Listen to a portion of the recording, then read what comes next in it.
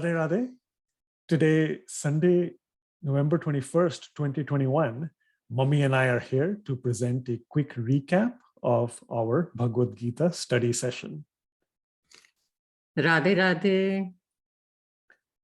So as always, we had our usual few quiz questions as a means of recapping what was covered this time 2 weeks ago.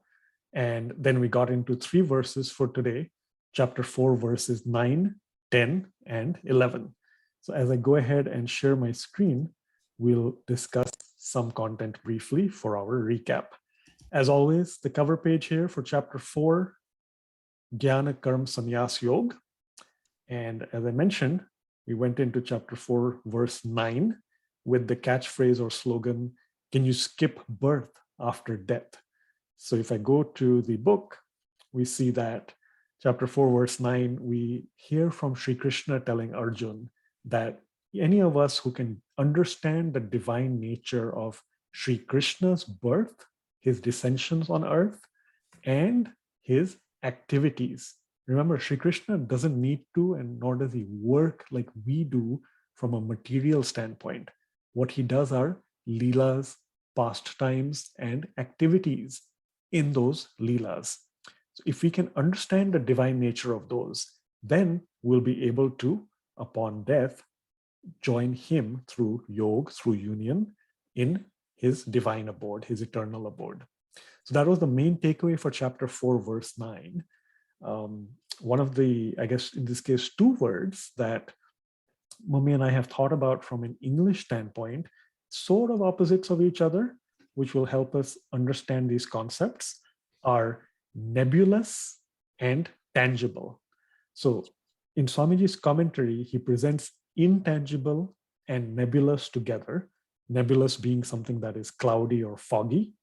And the opposite in some sense here is tangible, which to us is really, really important because that will help us appreciate understanding the various aspects of God with something you can almost like see, touch, or feel. That's a concept for tangible, and it's away from the formless aspect. Having a divine form, something that we can all meditate upon, is much easier for us to relate to, which is one of the big contexts that Swamiji keeps on presenting in his commentary. In fact, Mummy, if I can kind of quiz you a little bit here, let's do some translation from English to Sanskrit. So names, Naam, forms, Roop, virtues, Gun, pastimes, Leela, abodes. Dham. Awesome. This is, as I said in class as well, we presented, we hear this many, many times in Maharajji's bhajans, and of course in Swamiji's lectures as well. Names, forms, virtues, pastimes, abodes. Mummy again in Sanskrit. Naam, Roop, Gun, Leela, Dham. So these are the 5 things with which we can attach our mind to God. And God comes, takes an avatar, and does these leelas so that we have something to attach our mind to. It is to help us ignorant souls. Supreme God takes avatar. Absolutely. And in fact, on the topic of avatar, we at the very end presented just a couple of minutes of a very good meditation related video.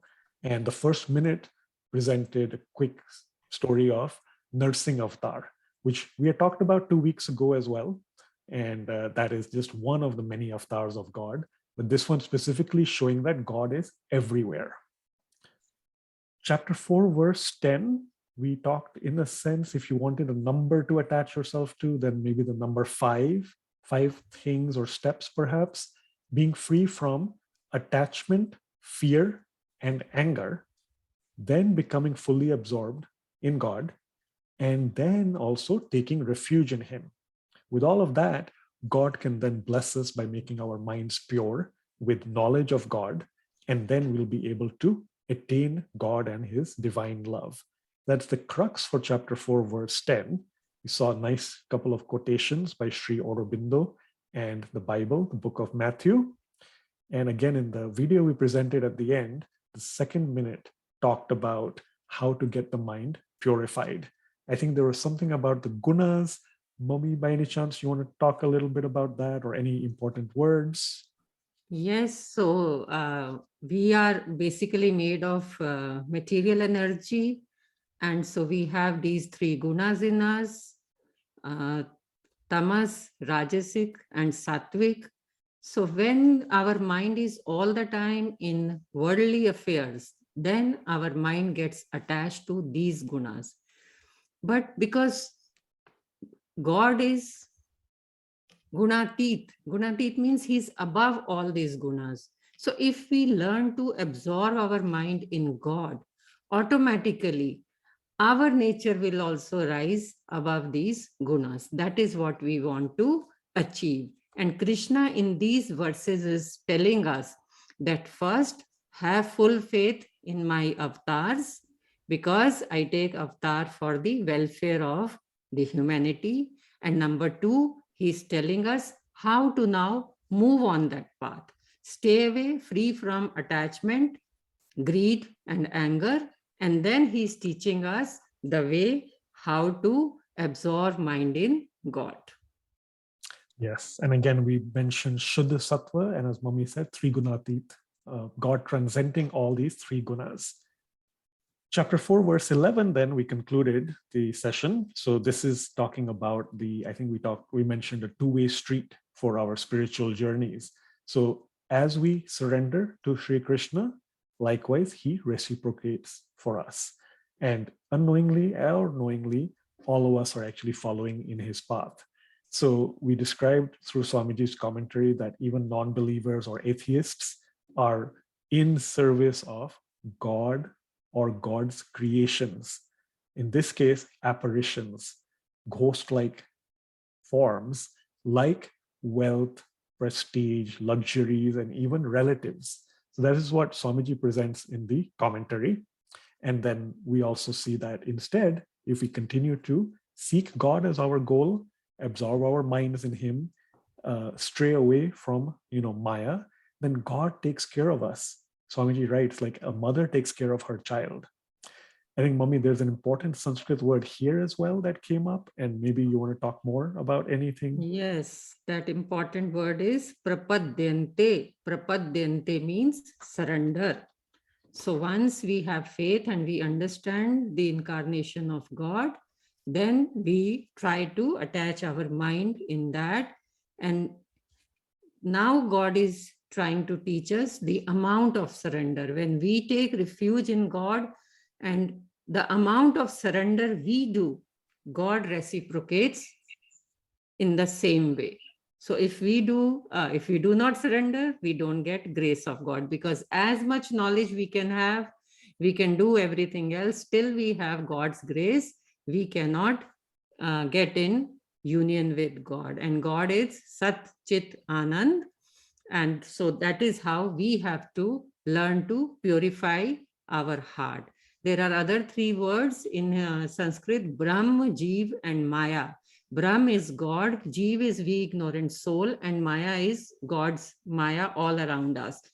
So there are two ways for us. Either we stay in worldly affairs and get attached to Maya, then we will not be able to reach God. But if we attach our mind to God, who is three gunatit, that means who is above all the gunas, then but natural, we ignorant souls, our mind will also rise to that level, and we'll have our purified heart. God says, keep the temple of your heart purified. And that's what Krishna is teaching us in these verses, that the amount of surrender should be more and more. Then God will be like enslaved. God gets enslaved to devotees' devotion. As in example, he gives that for Hanuman, who did so many devotional services to God. So God himself said in Valmiki Ramayana that he will eternally remain indebted to Hanumanji. That's what we are trying to learn in these three verses. Yes, absolutely. And I'm glad you mentioned the concept of grace, which consists of divine bliss, divine knowledge, and divine love. And then you also talked about God being enslaved to the love of his devotees. So the example from the Ramayana you mentioned, and also through the participants, we saw the example of Shabri, as well as the Gopas and the Gopis. And then we talked about the example of the Ukhal, the grinding mortar stone, as well as from chapter 1 of the Bhagavad Gita, Sri Krishna himself so humbly being enslaved by Arjun's love and devotion that he was the charioteer for him all 18 days in the Kurukshetra battle of the Mahabharata. So that really, all this is a summary for chapter 4, verses 9, 10, and 11.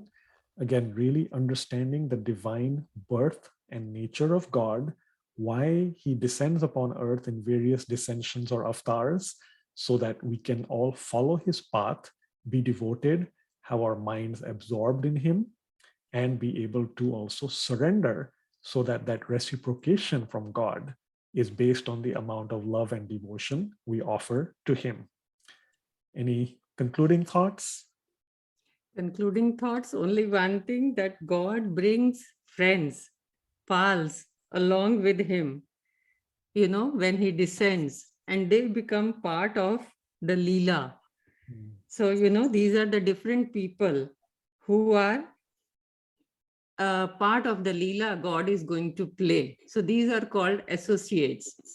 So to Chandruji's comment today, let's all continue on this path of spirituality together with loads of love and devotion, and hoping to one day become part of God's Leela, come down as his associates. Thank you.